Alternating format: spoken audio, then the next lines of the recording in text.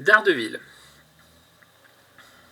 Bon bah comme je vous le disais, j'ai fini le run de Zdarsky et Kiketo.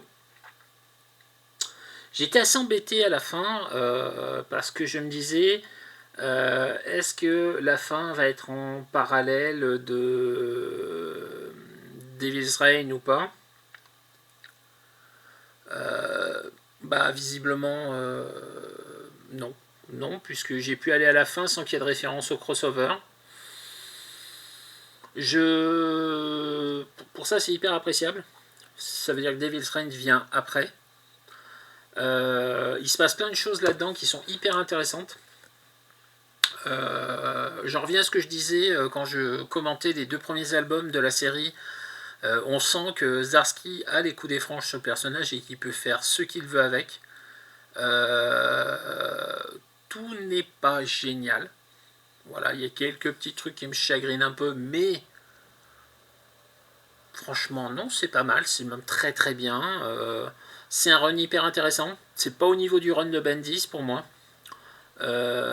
C'est clairement un ton en dessous, mais c'est clairement un des trucs les plus intéressants que j'ai pu lire ces dernières années dans tous les comics que j'ai lus, quoi, parce que ça pose des vraies questions, ça soulève des vrais problèmes et qui apparemment auront une réponse dans Devil's Reign. Voilà. Là, je sais qu'au mois d'avril, la nouvelle série Daredevil va sortir, donc bah pareil.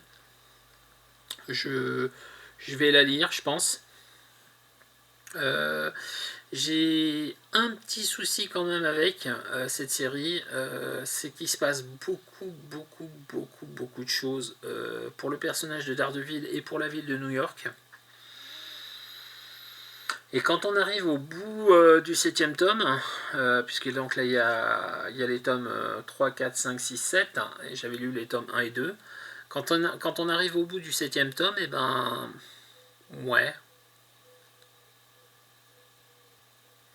au final il n'y a pas grand chose de changé, à part les quelques éléments que j'imagine vont servir de base à Devil's Reign. Ça me chagrine toujours ces histoires qui s'installent sur la durée, puisque là on arrive quand même à. Alors attendez, hop, voilà, 36 épisodes, plus un annuel. Donc presque 800 pages de comics pour raconter une histoire où à la fin bah, il ne s'est pas passé grand chose de bouleversant par rapport au début, quoi. Enfin, j'en reviens toujours à mon problème avec les crossovers Marvel. C'est le principe du soufflet. Ça monte, ça monte, ça monte, et puis à la fin ça s'écrase et ça a gonflé pour rien, quoi. Bah là j'ai un peu ce ressenti là sur cette histoire là où c'est vraiment encore une fois très bien écrit. Les dessinateurs qui succèdent sont suffisamment bons pour qu'on passe un bon moment de lecture. Il y a plein de péripéties, il y a plein de choses. Mais au final, tout ça pour ça.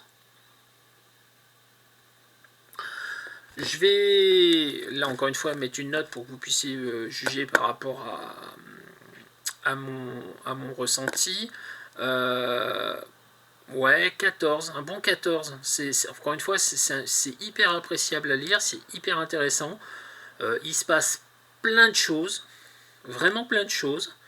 J'ai vraiment hâte de lire Devil's Reign, mais on a quand même dans l'idée que ça va pas avoir beaucoup de répercussions par la suite, ce qui s'est passé dans la série. Je sais pas dans le crossover, parce que je sais que par exemple, pour avoir lu la mini-série Thunderbolts, il y a au moins des conséquences de Devil's Reign par rapport à cette mini-série, puisque sinon elle n'existerait pas. Mais je suis quand même assez chagriné par ça. C'est un truc, on a vraiment l'impression que les histoires sont faites à vide au final, que peu importe ce qui se passera, on reviendra au status quo précédent. Là, il se passe des choses. Ouais. Il y a 2-3 trucs qui ont l'air de s'installer pour la durée, mais pour le reste, voilà. Ouais, ouais, ouais. Bonne histoire, bonne lecture, mais qui au final aura pas beaucoup de conséquences. C'est le seul truc qui m'embête vraiment. Voilà. À tout de suite pour la suite.